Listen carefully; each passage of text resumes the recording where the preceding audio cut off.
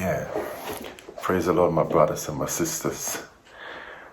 I just want to share my thoughts on all the things that is happening this modern time concerning Black Lives Matters, George Floyd's death, and then the current death that is going on in the States. It will not stop. The protest that is going on will not help it. We've marched for years. We have marched for many years, and we have not seen any improvement.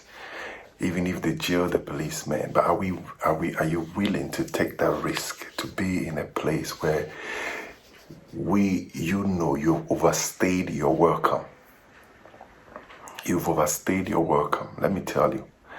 If we look at our ancestors, what do you think our ancestors, when they were taken into slavery or into captivity and being slaves, what was their goal? What was their dream?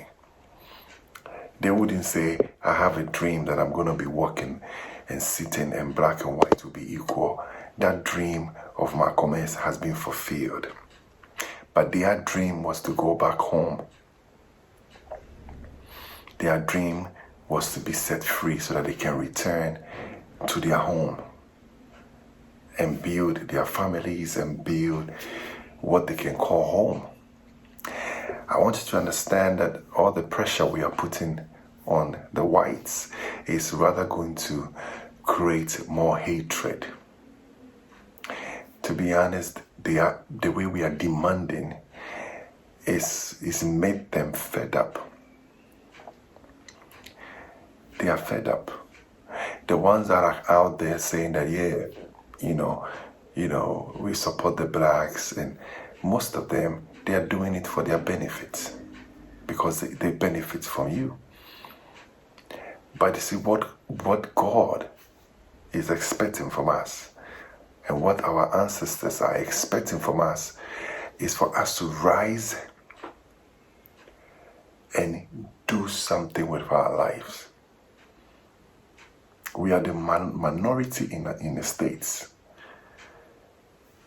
And we have to call a spade, Most of the problems is with us. Yes, we get hard or harsh sentences. But it's like you have to understand that God will not allow these things to be happening if there was no reason behind it. God is almighty, and He knows that we have overstayed our welcome. And He's calling us to rise up. What we need right now, we need leaders. Leaders who can influence our people to tell them, listen, our ancestors never planned that we should grow up to stay in a country where they have been enslaved and to stay there to do business, buy houses, do this. They are dreams. So if you want to fulfill the dreams of your ancestors, then that means that we need to go home. We need to go back to Africa. Build whatever you've seen in America that is you like so much. Build it in Africa. That is your home. That is a place that anybody who has traveled, every Afro-American that have gone back home, they will tell you, the moment they arrived, there was a spirit that welcomed them. I know this video is it's going to be hard, but I'm going to be honest. If a white man should come out to say what I'm saying, we will call him a racist, we will bash him, and we'll probably ask him to lose his job or whatever that is going on. But I'm telling you the truth. This is what happens when we overstay our welcome. Yes, we were taken into slavery. We've been used, abused, and dumped. Now, no problem. By God's grace, you are not in chains. By God's grace, you are not limited from moving back home. Now, what I think would be right is for the state to set up, a legislation or a scheme or something that all Afro-Americans that wants to return should be given a certain amount of money for them to make that move. Those who want to, yes, you came in, you labored, you built the country. This is the set, have some kind of allocation for those people so that you can peacefully return. And in Africa, you can live the way you want to live. You can live the way you want to live. You can run business. Africa is still green. So the things that, there's no seats out there in the States for you. So you feel embittered and you feel the racism. But when you go to Africa, you will be sitting at the table, deciding and building. And I don't know why we don't want to do that. Because with all the money that we have, with all these our basketball players and musicians, and you can do more. Because the place where blacks we do well is where it comes to craft, act, or things like there's music, things that nobody can take that away from you. But other places, when it comes to inventions and when it comes to inventions and other things, even if you invent it, you will still need the white man's help. And at the end of the day, they'll let you sign off what you've invented. And we know the stories about all this. I'm talking about something that is, I don't think we've ever thought about it, but I really believe that it's time. And I believe that God is trying to push us out. A nation like Sweden, or let me say Scandinavia, the cold in the 18th centuries, the cold destroyed the land. They couldn't, plant, and when they planted, the crops were not going.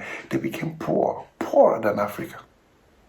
They migrated to America, stayed there for a long period, working very hard. Most of the whites we see in America, they are actually Swedish. Some of them became housewives, and because they are very beautiful, most of the men married them, and that's why you have a lot of Swedish people still in America. But the movement was this. They went there and just to get a better life. And as time went on, there was one of them that mobilized them and said, listen, we've seen what the Americans have. They have God. Let's take this idea of God, take it back to Scandinavia and build our country, our land based on that. So the Swedish people went back home. They mobilized themselves and then they moved back. And they built. And it didn't take long. Sweden is one of the best countries in the world. Why can't we blacks do the same? They were not brought in as slaves. They came there because the land was not fruitful. But we were forced in, being maltreated, being beaten, being killed, being lynched. And still, we want to stay in this, partial comfort zone, whatever that we've created. And that is why I will not protest. No. You see, I try to be very realistic. They've protested for over 400 years. We've begged for over 400 years. The change will never come. All the privileges that you will get, when you get it, still the white man is ahead of you. They will move up and then they will leave you down there. You are forever, you wouldn't have a voice. Now, when you visit a friend's house and you overstay your welcome, this is the treatment you get. And the truth is that everybody is a racist. Hear this, get it right. Everybody has a part of racism in themselves, everybody. Now, if you are watching and you are a black person and you go to a place and the place is choked with white people, what do you normally do the moment you see one black man?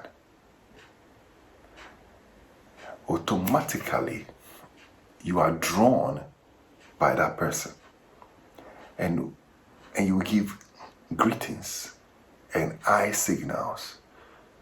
Hello. That's what you do. Now, you couldn't do that to all the thousands of white people that you've seen, because you realize that they don't look like you and they are not like you. And there are two things that happens. You either try your whole life, try to live to be accepted by them, or you will go and be with your clan and let them accept you, build something together, and then whenever you travel and you'll be respected. People will treat you based on the way you've built your own home. When I look at the leaders we have in America now, like all Reverend Jesse Jackson and all these great speakers and great activists, and when I look at them, the passion you people have and the knowledge that you have, I'm just thinking, why don't you go to Africa and unite Africa? Because still, let me tell you, we are the only continent that can shut our borders, and other nations will suffer.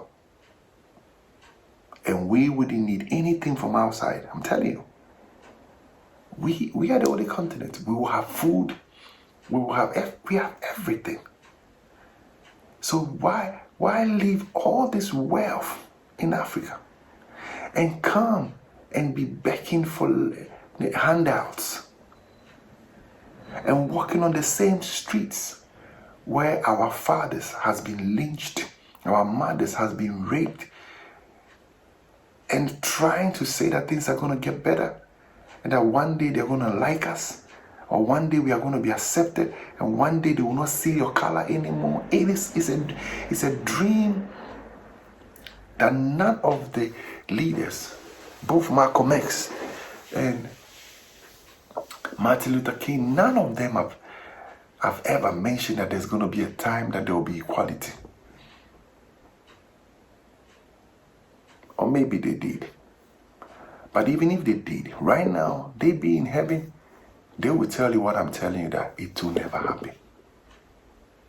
No, you see, the blacks, those of you that have been accepted, you are accepted because you are in position, because you are doing something, because you are popular, because you are generating money. That is why you'll be accepted.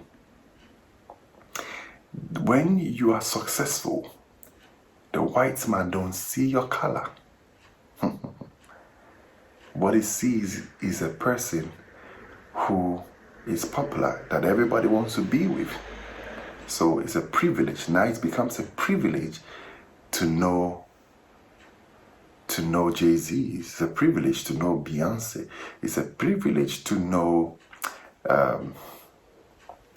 what do you call this basketball's name? You know, it's a privilege to know them. It's a privilege to know a successful black man. But when you are not successful, and then listen, our success is in some few areas which God has given to us, because they can't take that away from you. Everybody want to know Muhammad Ali. Everybody wants to know Mayweather, or everybody wants to know you because you are popular. Everybody wants to know Tyson because you are popular. But can't you see another thing that I'm trying to say here? We are the only people that when we are very successful, our success does not last. Mike Tyson, the greatest boxer in the world, was. It doesn't take long. Something happens. All his money is drained out. O.J. Simpson, one of the most successful actors, it didn't take long. Drain out. Michael Jackson. So our success doesn't last. What do you think our ancestors were doing when they were being beaten, when they were going through all this pain? Do you think they were blessing the nation? Something that you don't know is before anybody dies, they curse the nation in their hearts. So you cannot prosper in a place where your ancestors have already been cursed. And you cannot be functionable. You cannot even function well in a place where there is a curse laid upon it. Just like when Cain and Abel, when Cain slew his brother, Abel's blood was crying unto God for what? For revenge. For revenge. And that thing was laid upon Cain. And he said, now you are cursed. And another thing that was happening is that when that happened, the ground will not yield its strength unto you. Now, this is the revelation that I have about us. We are like the Hebrews in the Old Testament. We went into slavery for over 400 years, and that's what we've done. We've gone into slavery for over 400 years.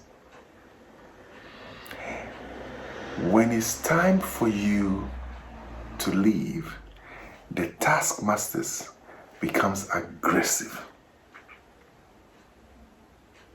because your time is up to leave. I dare to challenge anybody who don't believe that this is the way out to solve this problem, and you will be respected. When somebody is coming to your house, they will respect you.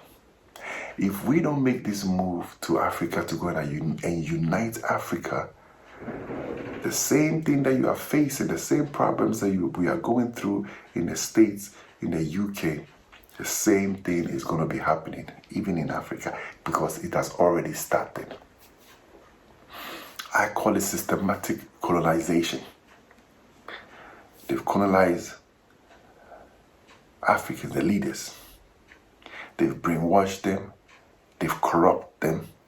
And they will be the same people to come and sit, on televisions and we'll talk about how corrupt African leaders are. But who corrupt them is them. So that's why today a black African goes to the bank to ask for a loan, and the loan is not given. An Asian, a white man, comes and goes to the loan, asks for a loan, and is granted. It's going on right now as we speak. This is happening right now in Africa. And now the huge companies that are doing very well. You see, Africa is a place that when you are rich, your riches go on and on and on. Nobody can stop the flow of your wealth. But today you hear this Jay-Z is a billionaire, T.I. is a millionaire, and then you just give it some couple of years, then you hear MC Hammer has gone bankrupt, and you wonder how is that possible? With all this wealth, because you are sowing the seed in the wrong ground. You are sowing at the wrong place. Your ancestors, their spirit is against that. You are sowing at the wrong place. And this is spiritual advice, spiritual counsel. That's what I'm trying to get you to understand. That if we are going to be successful and that our success should last forever, then we need to first of all locate the ground. When the children of Israel was living, they knew that until they get to Canaan land, there's no need to plant anything. There's no need to build anything. There is a place that God has allocated, that this is your portion. This is the land I'm giving unto you. So until God take you to that place, you can succeed.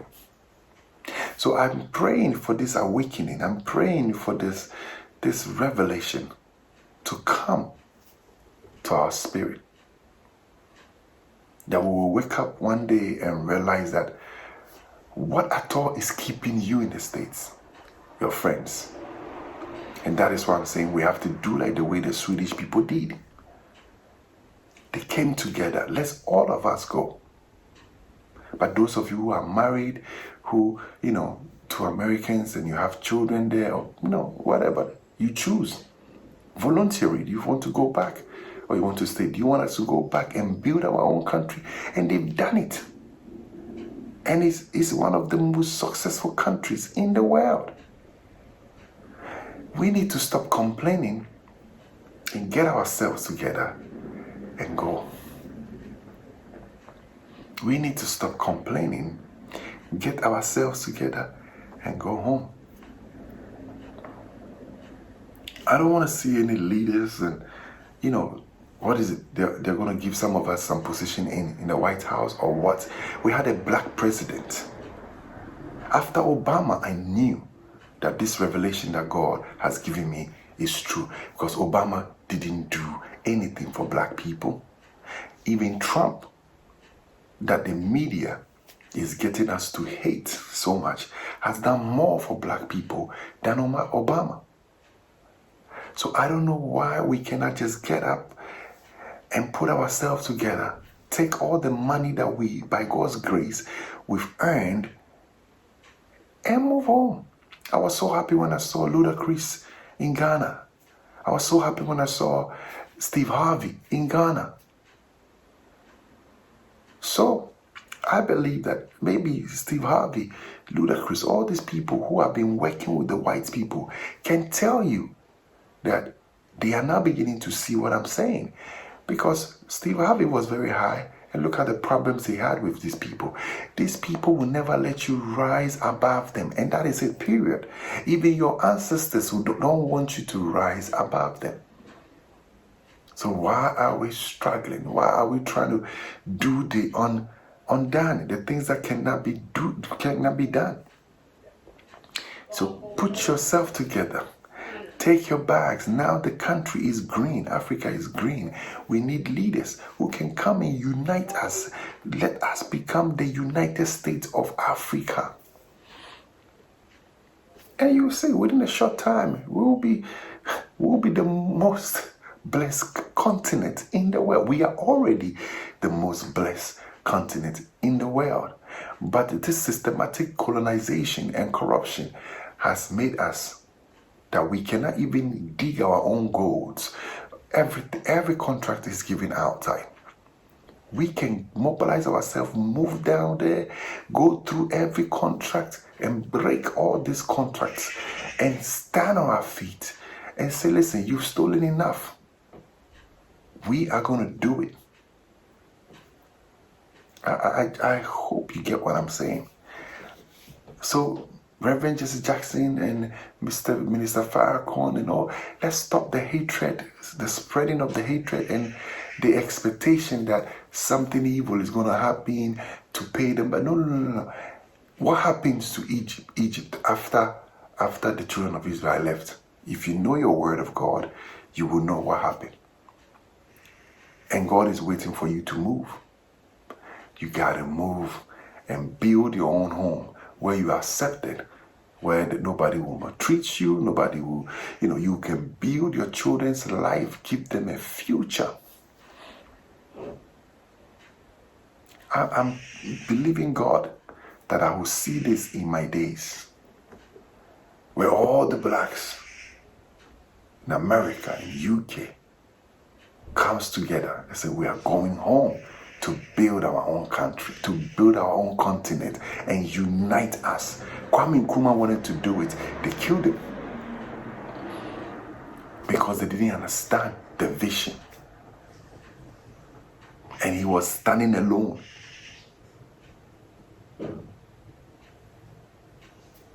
The danger here is that how many of us have this revelation? If a lot of us have this revelation, we can come together and to build. We could. I was watching some lady on YouTube talking about she cannot go to Africa because somebody pees on them. Saw people urinating on the streets, and because there's no toilets, there's nothing.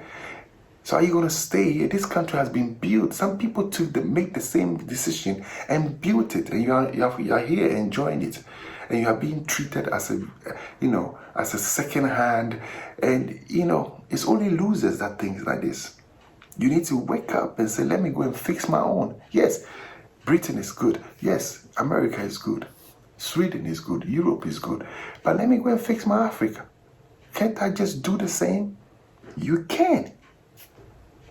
And it's time for us to stop all this begging for handouts, and you think that you've succeeded. Even if America should be giving $1,000 a month to black people, we are going to destroy ourselves the more. Just don't do anything. Stay home. We'll give you money. We will destroy ourselves.